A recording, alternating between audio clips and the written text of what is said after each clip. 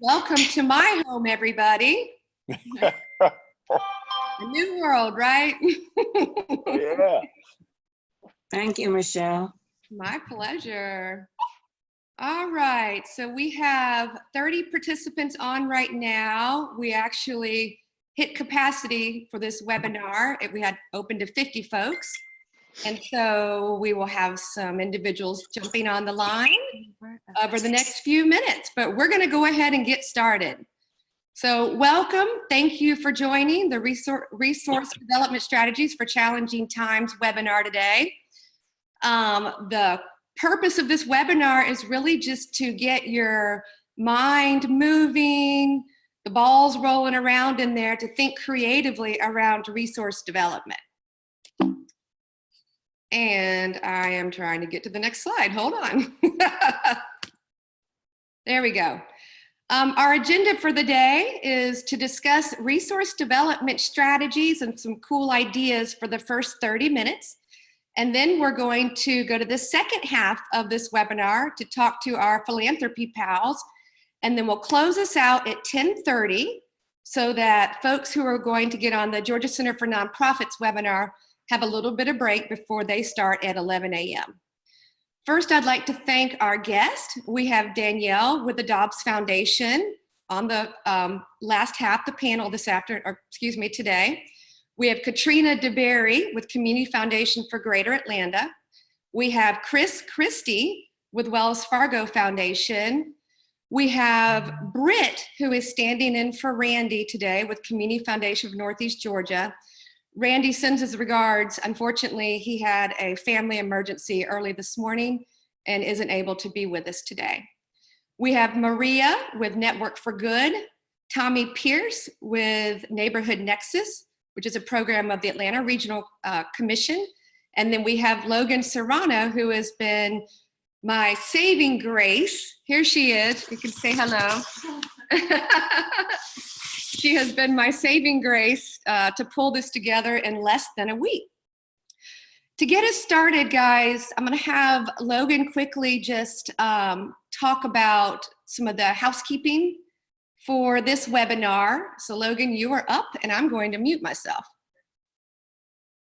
Hi guys, I'm Logan Serrano. I'm kind of helping Michelle out with this. Oh. Okay, so I just want to go over a few housekeeping rules with everyone. You know, it's good etiquette to mute yourself when you're not speaking. You will have time at the end of this webinar to kind of ask some questions, and we ask that you do that using the chat function so that it doesn't get too crazy with all of the communicating on this Zoom call. Panelists, when it's your turn to speak, if you could just unmute yourself, that would be perfect. And people that are calling in by phone, if you want to ask questions, you can text me at 770-722-8230 or email me at Logan Stubbs. I haven't changed that yet. I just got married, so that was my previous last name at gmail.com. So Logan Stubbs at gmail.com. And again, my phone number, I'll go ahead and put it in the chat box for y'all so you can have it. So we're excited to start learning with all of y'all today about resource development. Back to you. All right, thank you. We actually have Mel Shinstone over here helping me out. She's keeping my kitty company. All right, yeah, absolutely. All right, folks, today we're talking about resources and this very challenging time we're in. What can you do to be ahead of the curve? The first thing I really want to talk about today is the greatest resource all of you have, and that is you. That is you. It is also your teams, your volunteers, the people that believe in your vision, the people that have volunteered for your programs, the people who have committed their energy to helping you raise funds, to the communities that you serve, with the different issue areas we all work in. And so you, my friends, you are the greatest resource. Today is one of the most, in my lifetime, is certainly one of the most difficult few weeks I've had to live through. And the one thing that I am forever grateful and I'm really seeing among friends and colleagues our leaders really bubbling up and really taking control, to use one of my Texas phrases, to take the bull by the horns. And that, friends, this is the time we're in, is that so many of us, we're leaders of our companies, we're leaders of our organizations, we're leaders of collaboratives, we're leaders of neighborhood associations, of community groups, whatever it is that you are, whatever you're representing today, whatever you are leading, it is time for you to emerge as that leader. We have all been scared. We have all been really put into places that we don't even know how to operate. Like, for example, today is my very first webinar. And I had to tell myself it's time, and it is okay for me to be comfortable being uncomfortable. And today is a true example of that for me. I had two wonderful ladies helping me out to pull this together. But again, it was something that really put me outside of my comfort zone. And so, friends, and I've worked with so many of you, I've coached, I've taught you, we've held hands on different projects, we've started new ideas and initiatives together. It is really the time for all of us to step up and be the leader that we've been. During times like this, it's an opportunity out of all that bad, and it has been bad and scary, but it's an opportunity to the good. It's an opportunity to be the good, to be the change that we want to see. Leadership, it's your moment. It's your moment to shine. And it really, during these awful times, the change and actually driving change, it's a time that you can do it.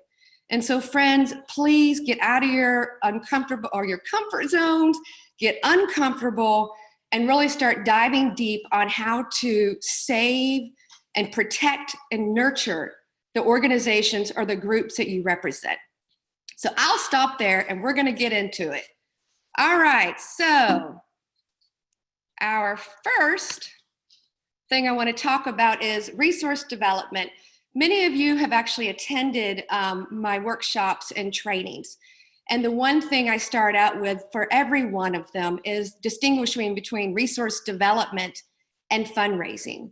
Resource development simply is developing your resources. Fundraising simply is raising funds.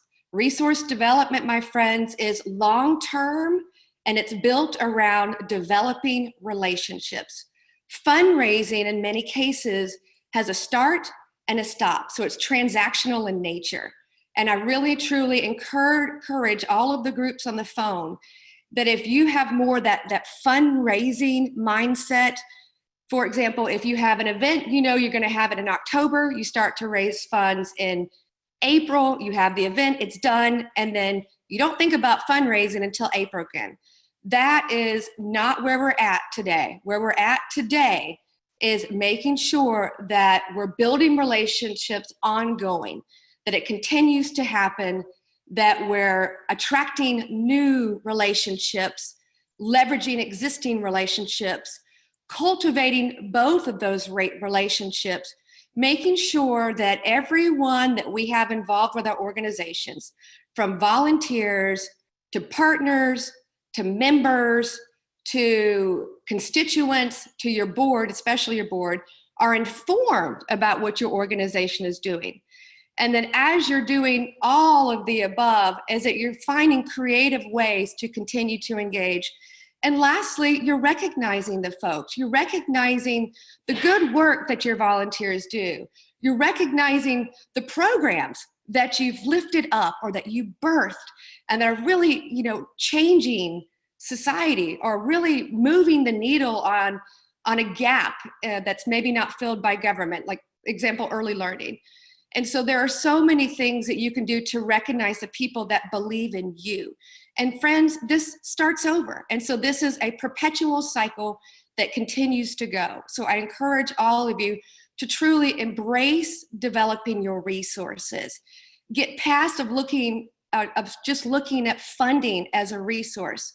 Resources are much broader than that. Funding is certainly a piece of the pie. Your volunteers are a resource. Your partners are a resource. Your technology is a resource. Your buildings are a resource. Resources are so broad. And in times like this, friends, when we're having to do more, We're the social sector. We fill the gaps that government and private sector doesn't. And so we got to operate stronger, broader, better with less. And so that's really what the next few slides is talking about. How can you think strategically to develop your resources? All right, first and foremost, we are confident and we are going to be bold as we develop our resources.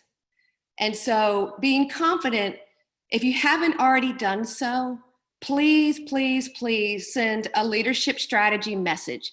I got a wonderful message from Annie E. Casey Foundation yesterday, just really articulating where they're at right now, what's going on within their organization, how they're continuing to operate. And so as leaders of your groups, if you haven't done so, go ahead and start crafting that message and make sure you get it distributed to all of your volunteers. Certainly include your staff's input on it, to all of your funders, et cetera. People really need to know where you're at and how we began this conversation. People need to feel comfortable that you're the leader of that organization. Secondly, a way that you can feel confident about using your resources is connecting with current funders. Funders are operating in the unknown just like we are, and they're doing their very, very best to serve the organizations that they have funded in the past or currently funding. And so if you haven't received an email or a message or a phone call from your funders, you need to reach out to them and you need to really understand, what are they doing? If you've been given X number of dollars for X project, perhaps they'd be willing to shift those dollars over to general operating support and help you keep your doors open and your employees funded. Moving on. So we're being confident, but let's take it to the next level, folks. We're going to be bold. We're going to be that bold leader that we know that we can be. So champion a creative solution. If there's a program that you've been thinking about and simmering on for the last couple of years, and you just haven't really had that opportunity to bring it to life or to build a narrative around it, or to talk to your staff or your board about it, this is the time. This is the time for us to motivate change. And to motivate change, we need to be creative. We need to be creative in our solutions. We need to be creative in our approaches. And that takes you to be the champion to do that. You also need to be bold and connect with your potential funders. Don't be afraid to do that. One of the main reasons you want to do that is that a lot of our grant makers right now are reevaluating how they're going to execute their funding. And so perhaps a grant that was going to be open in May and closed in June to fund a certain type of program, that might not be part of their strategy anymore. They might decide that, they're going to give their funding to help with coronavirus. They might decide they're going to shift all their funding over to general operating support. They might not even be offering that grant. So if it's a funder you're not familiar with, figure out a way to connect with them. Go to their website, email someone, pick up the phone, just figure out a way to connect with these potential funders. That is a bold move, and it shows them that you're taking the reins of that horse. And I have two horse ladies in the room, by the way. And being bold, because you know that you want to make sure that you sustain your organization. You want to keep that organization afloat. In order to do that, you need to emerge as the leader of that organization, be brave and be bold with your solutions, and make sure you let folks know that. So I'm going to pause right now and have Maria unmute herself. Maria's with Network for Good. And when I thought of confident and I thought of bold, I thought of Maria. So you're up. Well, thank you. I was waiting for the cue, and I was so listening to what you were saying. I was like, oh, that's me. You had me. Good morning, everyone. It's such a pleasure to be with you today. And I don't have much time, so I am going to jump right into being bold. And I'm looking at my notes that I wrote on my screen, so if you see my eyes go to the side. I have been in philanthropy for 20 years. My background is in social work program evaluation, operations, and running programs. I've been a grantee many times over from some of the names that we'd all recognize. So I've been right with you. I've been there when program funding has gotten cut short. It has been a third less than what I asked for. It has been rerouted, all those kinds of things. So I speak from 25 plus years of running and leading programs and regional operations. And in the last few years, I've really shifted into the fundraising and asset resource development side of things. And for me, this was the most bold thing I could do. Had you asked me 20 years ago if I would ever want to fundraise, and I would have said, no way. I want to create programs that help impact communities.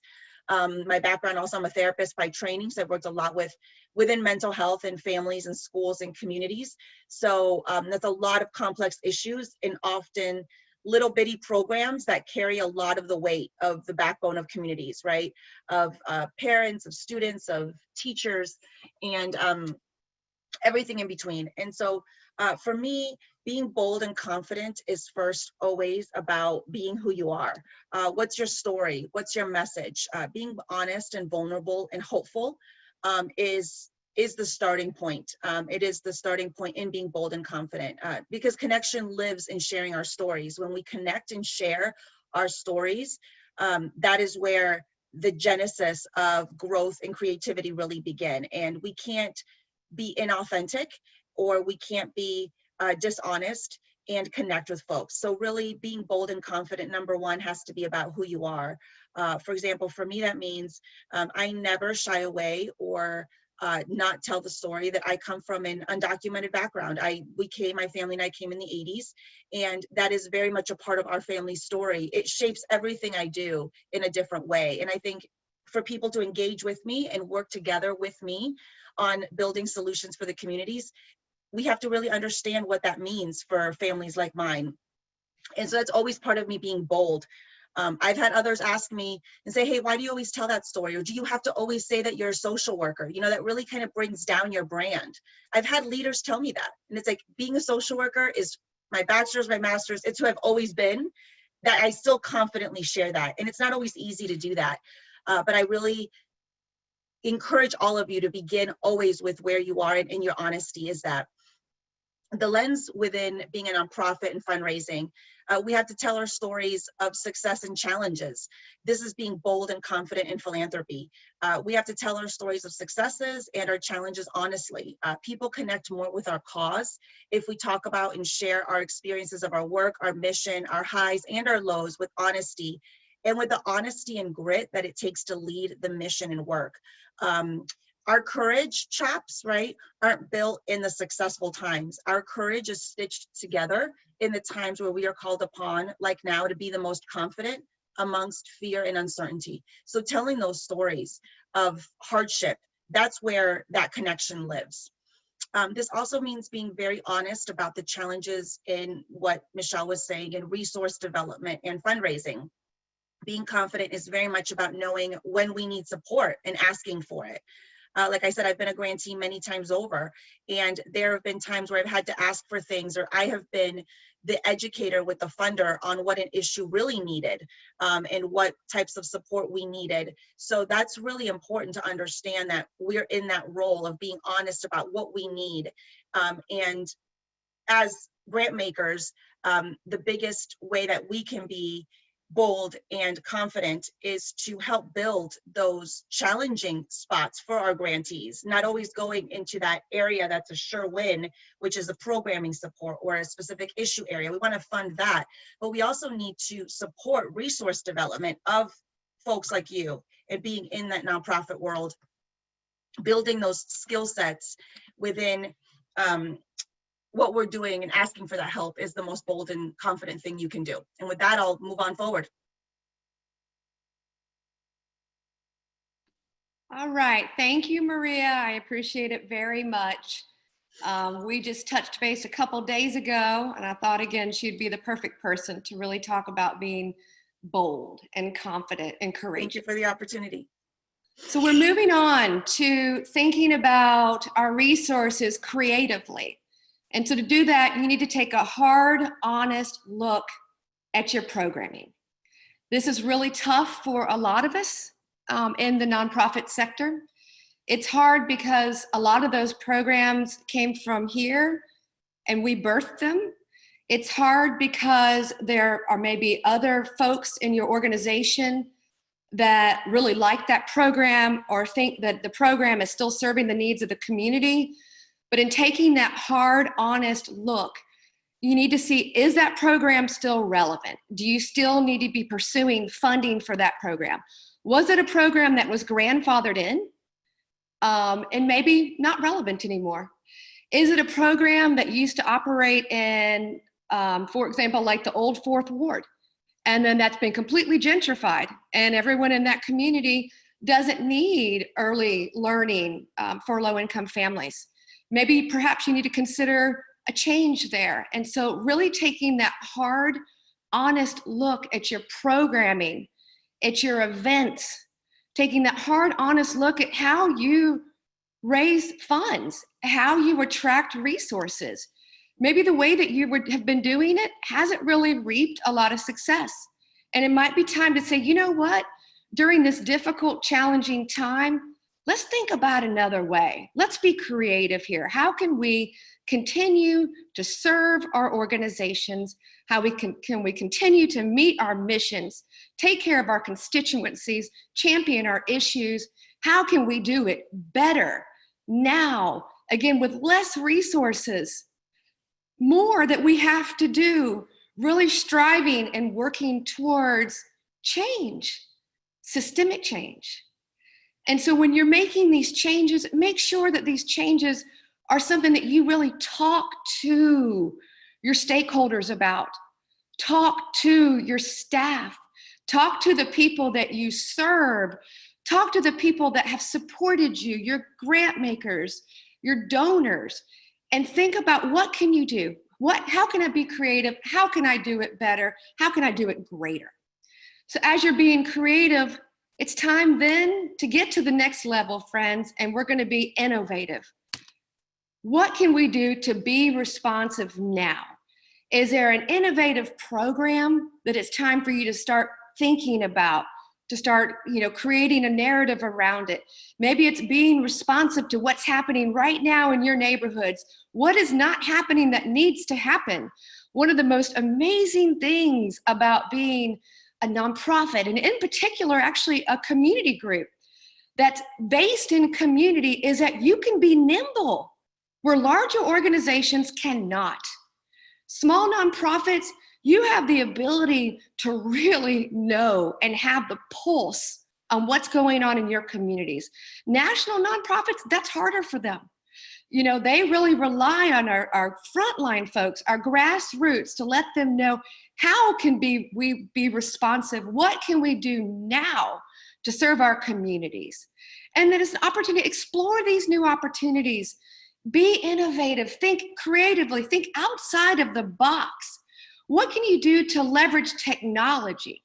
What can you do to leverage friendships? What can you do to leverage partnerships?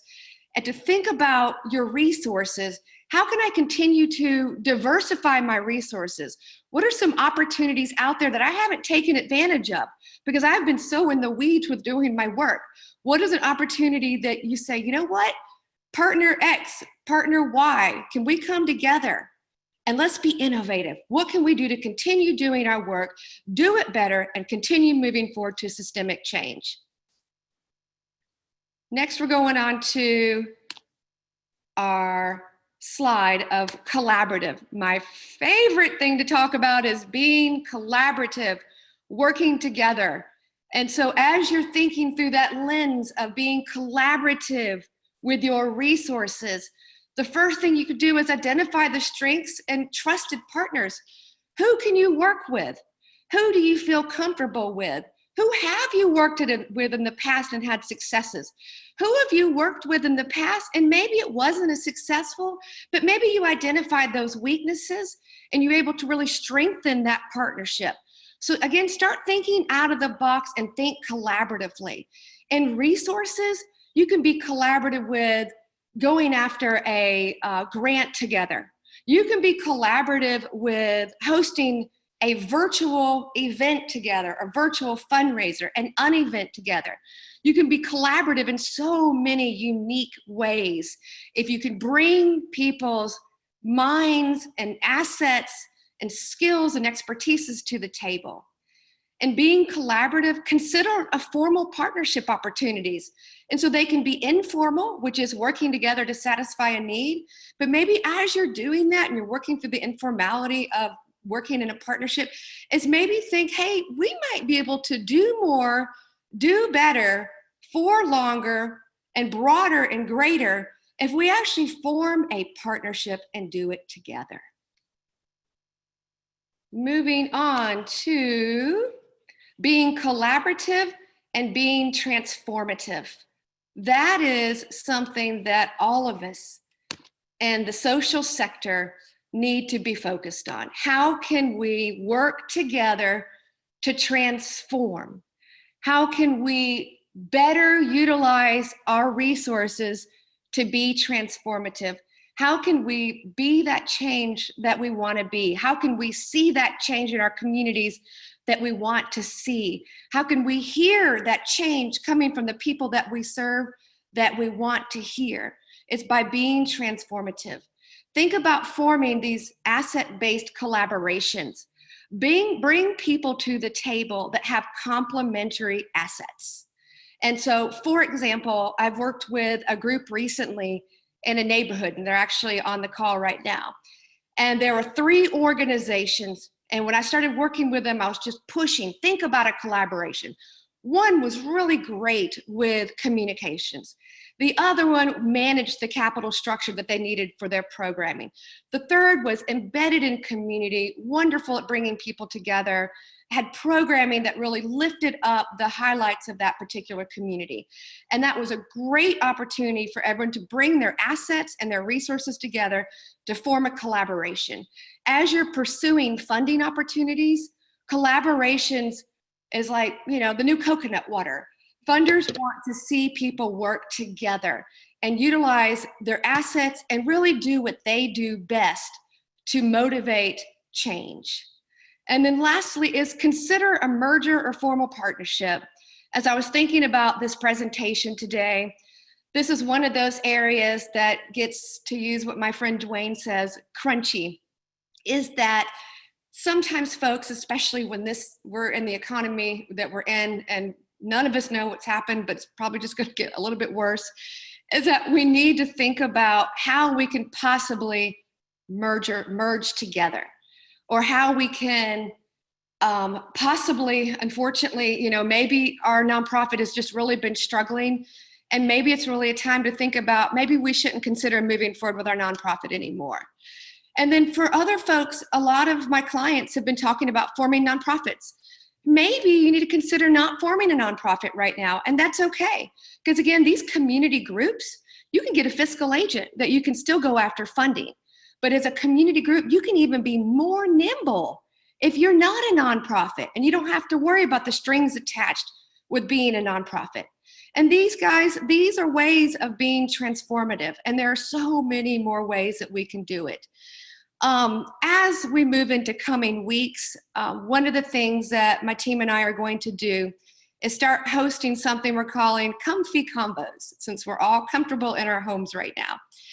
And right now we've got programming for the next 8 weeks. And during these Comfy Combos, it'll be an opportunity for all of us to talk about what we're doing in our organizations, to be a lot more conversational than this webinar, to actually talk about ideas, and it'll be kind of a space. It's a creative learning space that we can work together to think about how we can actually be transformative. So keep an eye out in your emails for information coming to you from Logan about these Comfy Combos starting next week.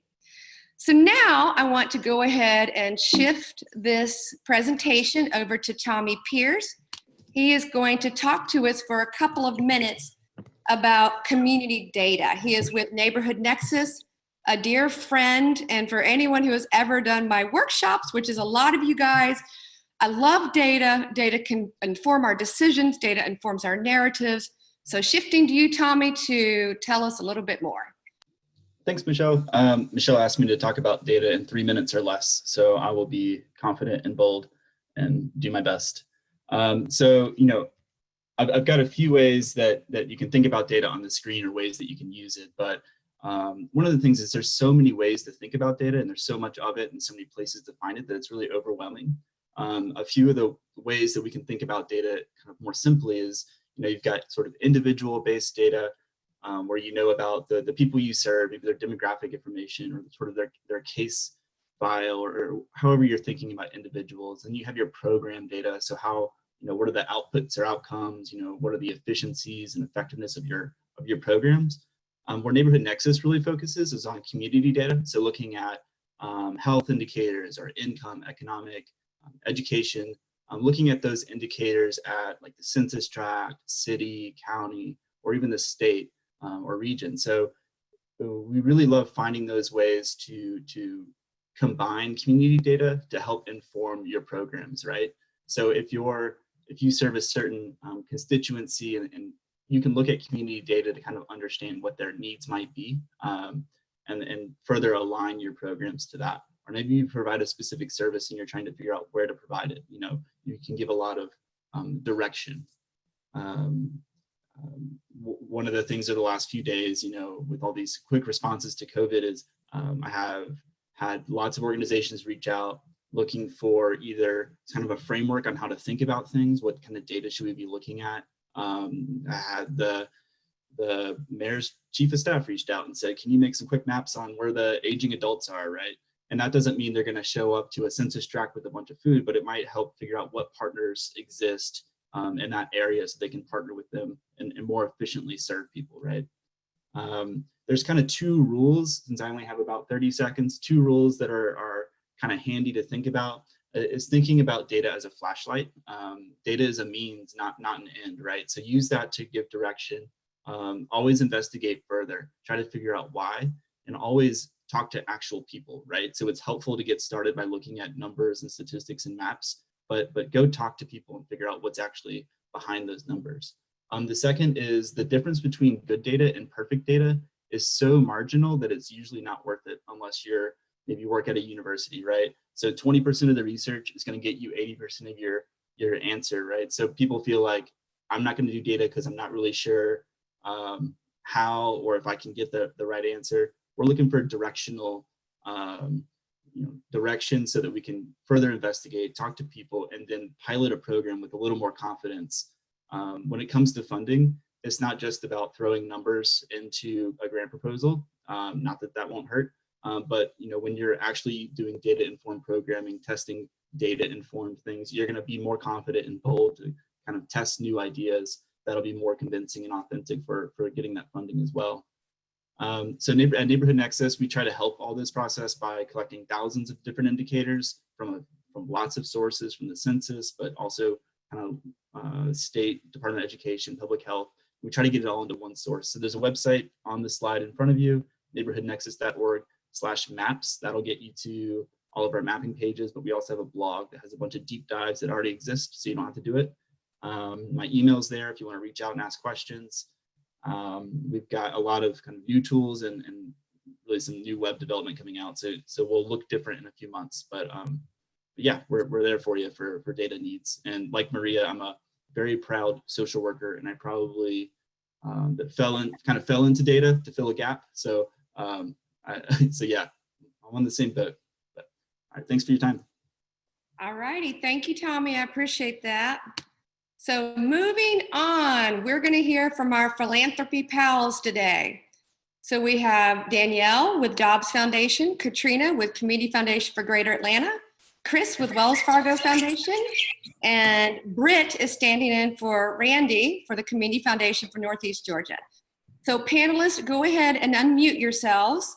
The way that this sprint panel is going to work today is we have a couple of questions prepared for them. And so it's going to go in order from Danielle to Katrina to Chris to Britt. And so we have two questions. We have actually 3 questions prepared. I'll keep an eye on time. If we have time, we'll go to the 3rd question, but it looks like, depending on the length of their responses, we might end up just doing 2 of the questions.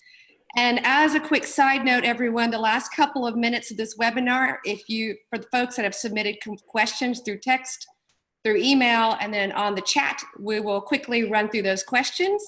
And for any questions we don't answer, we will follow up with you at a later date. All right, so let's let this sprint round start.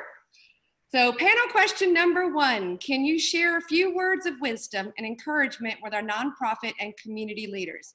Danielle, you're up. Okay, so first I want to say that the foundation community is working really hard to try and coordinate a response and get money deployed quickly. I'm sure a lot of y'all have heard about the Community Foundation Fund that was established in partnership with the United Way, and we have a representative, I believe, from the Community Foundation who will be talking, so I won't go into that, but we are trying to be responsive, and we understand your needs and your concerns about staffing. And we at the Dobbs Foundation are working to retool our process to make it easier to go through and to address the issues at hand rather than what our traditional priorities have been, and to basically communicate that better to you all. So we're hoping to get all of that up on our website by the end of today, but keep fighting the good fight. Thank you, Danielle. Katrina, are you on the line? Katrina DeBerry? If you're there and you're muted, we can't hear you. Katrina. Well, I'll circle back to her. All right, Chris, are you on the line? Yes, I am. Good morning, everyone. Chris Christie with the Wells Fargo Foundation. Just quickly about our foundation. The Wells Fargo Foundation, the way we do our philanthropy is if there's a national and then local, and I manage the local. This was already a transition year for us as we're evolving our philanthropy to small business, financial health, and housing affordability. So this was a really an odd year for us, but starting on Monday, we shifted our funding to general operating towards those 3 buckets. And I guess my words of wisdom is, with your funding nonprofits, reach out to them and say, has anything changed in your funding guidelines? Because my funding guidelines all changed on Monday. We used to have due dates for applications. Now it's everything needs to be in by June. So things are changing really rapidly. So again, my words of wisdom would be to please reach out, send a quick email and say, has anything changed before I submit this application? And also, with this, as we have expedited our fund making or grant making, I would also, another word of wisdom to see would be to ask our due dates have changed with others, because that could be, our due dates have changed, others might have changed their due dates as well. So thanks, Michelle. Thank you, Chris. I appreciate it. And Britt, are you on the line? I am. Hello, everybody. I guess words of wisdom from the Community Foundation for Northeast Georgia is really for all of the nonprofits to really keep fighting the good fight. The foundations are here trying to get our feet underneath us as well. And we are quick and nimble, just like all of you. So we are adjusting. And like Chris Christie said, that check in about what guidelines are happening. And a lot of that for us being a little bit smaller than some of the other foundations on the line today is that we're really listening to what you guys are seeing on the ground as well.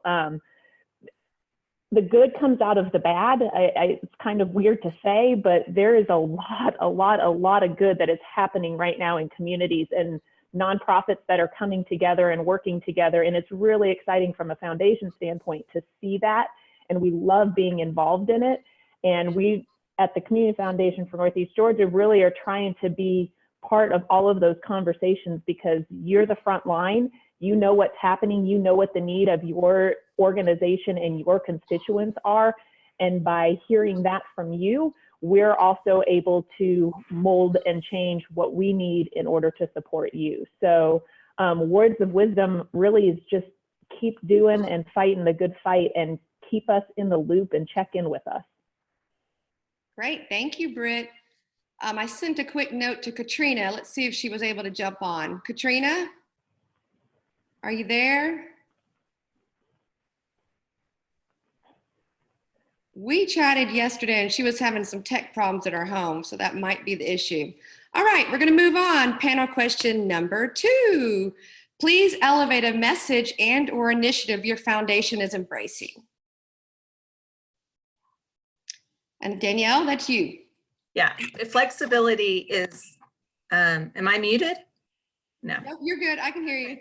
Is what we're embracing right now. And we are transitioning our grant making to operating support at this time. While we haven't closed that off to new organizations, we haven't necessarily expanded it to organizations that wouldn't fit into the program areas that we typically fund. So health, education, and human services, or not human services, environment. And so we're probably most focused on health right now. But one thing I also want to talk about embracing, and I think Michelle spoke to this a lot in her portion, is the Project Runway Unconventional Material Challenge. Because in that challenge, everyone can't use what they're used to using. They can't use material, they can't use, they can't use regular textile clothing. And so that's when you get the most amazing products and dresses. And so that's what y'all are for. This is an unconventional material challenge right now that you are in, and you have an opportunity to really turn your creativity in a different way because you can't use what you've generally used to deliver your mission. And so I feel like this is a real great opportunity too. I know everybody's worried about keeping staff employed and keeping your remote access going, but there's a lot of opportunity to be creative in moments like this. And that's really a great calling card when you're approaching a foundation too. Thank you, Danielle. Chris? Sorry about that. Yeah, a message, an initiative. Our funding in the past was always so much project-based. Give us your project budget. And we really, I'm trying to get applicants to simplify their applications, and we're trying to keep doors open. So it's no worry about things like site visits or budget detail on the project, because we're not doing projects, we're doing general operating. So just trying to be as flexible and nimble as we can, so it's easier for nonprofits our nonprofit partners for applications. I think that's one thing that we're embracing. Great, thank you, Chris. Let's go ahead and bring up Britt. Hello, hello. We are really embracing our community. We started a coronavirus relief fund because we had already closed our grant cycle. So that had closed. We're trying to figure out exactly how that's going to move forward, as we're also trying to heed the calls of what is needed in the community right now, so that we do have a small bucket of money that we continue to raise for, so we can give back out into the communities that we support. As of right now, it is an invitation only, but like I said on my first question, we still want to hear from you, because as needs change, and they're changing hourly, they're changing daily. Right now, those funds are going for really the basic needs, the getting the food on the table, making sure shelter is over the head, making sure that we're supporting those organizations that can get financial assistance out to those that are really in need in our community. But that's going to change. And now, knowing that the kids are out of school through the end of April, we know that things are going to continue to be a challenge for the communities. So we still do want to hear from you, because we need to know what's going on and who is needing support. but that's kind of what we're focused on right now is our relief fund and how to best get those out to the organizations that are really the boots on the ground, spreading out as far as they can. Great, thank you, Britt. Danielle, I'm kind of putting you on the spot here, and I'm sorry. Since we don't have Katrina on the line, would you mind talking about the Community Foundation United Ways initiative? Oh, we can't. Sure. So the fund, I think, is over 20 million now that they've reached, and the Community Foundation has an advisory group that will be distributing those funds. At this time, it's really flexible. So they have, they're looking at helping nonprofits with staffing. They're looking at immediate, just community need service distribution, and looking at helping small businesses stay afloat in community. So if I believe on their website, the main thing is to let the funders know your need. And so I think both United Way and the Community Foundation have set up channels on their website for you to convey to them what's going on with your particular nonprofit or the community that you serve.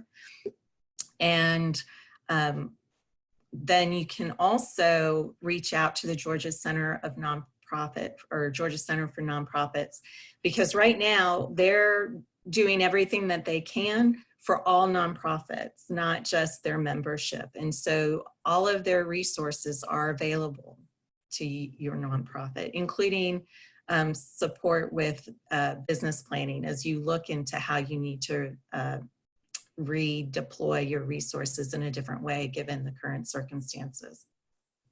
Great, thank you, Danielle. I appreciate you stepping in for Katrina. One other fund I'd like to lift up from the Community Foundation is their Strategic Restructuring Fund. If you go to their website and click on the nonprofit tab, I believe it actually scrolls, you can scroll down to it. But the Strategic Restructuring Fund is in place to help nonprofits think about possibly a merger. Think about maybe you've been struggling for a long period of time, and maybe you need to, think about maybe just forming a community group. And so it's a really, really great fund. Katrina was going to talk about this, so please forgive me. I don't know when the deadline is for it, but I want to say it's coming up late spring. And it really is something that you should explore if you're serious and you're going to take that hard look that we talked about. You're going to really go out and try to identify and think about people who have partnered in the past and your good friends, and consider doing something different and working more collaboratively. All right, let's roll into our third panel question. And that is, can you offer one specific resource and fund development activity or idea you feel nonprofits need to consider right now? And Danielle, you're up again. Well, I think that looking at your business plan right now is what you need to be doing, because no matter if this is just a 1 month or 2 month issue, best case scenario, we all go back to work on May 1st as normal. This still has taken a hit to the economy, and social services are still going to be helping a lot of people who have been laid off and not immediately reemployed or who have become in arrears. And so you're going to need to freshen that up immediately. And when you are approaching I can say when you are approaching our foundation for funds in a situation like this, that's the first thing we're going to ask you is, what are you doing differently considering the current context? Because it's not a business as usual moment, and you've got to respond. Great, thank you, Danielle. Chris? Hey, sure. I guess I would offer up just thinking about, we don't have volunteerism right now. I mean, corporations and shutting down and using that volunteerism, but still reaching out to volunteerism and using social media and marketing, because you're not getting out to volunteers. Volunteers usually they're not coming out typically with the guidelines that we have out now. So just thinking how else you can reach them for fundraising at this strange moment, I guess, is one thing I would think about. Great. All right. Thank you, Chris. Katrina, have you joined us yet? I think she's trying to. I had emailed her. All right. Well, we miss you, Katrina, if you hear us, and we just can't connect with you. All righty, folks. So now we are going to wrap up. Oh, Britt, I'm sorry. Britt, forgive me. Go ahead. That's okay. If you don't want me to talk, I'm okay. I'll sit here and smile. It's fine. Amelia just caught it for me. Couple resources that I have found with calls that I have been on just this week is candid.org has a lot of resources for nonprofits to look at right now with funds that are available and foundations to look at that might play a key role for whoever is on this call. And also, I know you mentioned that Georgia Center for Nonprofits has a webinar coming up next. They actually have a great resource list started there that is ever changing. And I would highly recommend getting on and looking at that. It's not just from a funding standpoint, it kind of lists everything. And it's just a running, updating Google Doc that they are keeping as updated as they possibly can. And that's a great resource too. As for strategy and ideas, this is a great opportunity. If you look at the positive side with the glass half full, like Michelle was talking about earlier with your resource development, reach out to your donors and do it on an individual basis. This is the time that you can actually develop those relationships with them, call them, check in with them. Don't forget about them, because once we get past this and are able to leave our homes, I know you're thinking about it right now and needing those extra funds. The foundations are here and we're trying to figure out how we can best support you, but don't forget about those donors that have been with you through the long haul. I mean, they're there and they're committed to you. So make sure that you're giving them the individual attention, giving them the updates, just checking on how they're doing, continue to nurture those relationships. And then when it comes back around and you really know what you're asking for and you've figured out what's happening, they're going to be there and they're going to feel like they're part of it. And it's just another funding source that you don't want to forget about. Great. Thank you, Britt. I appreciate that. All righty, folks, we are running on time. It's 10:24, so we've got about 6 more minutes. So as we wrap up, let's talk about what's on the horizon. Again, our comfy combos are going to start next week.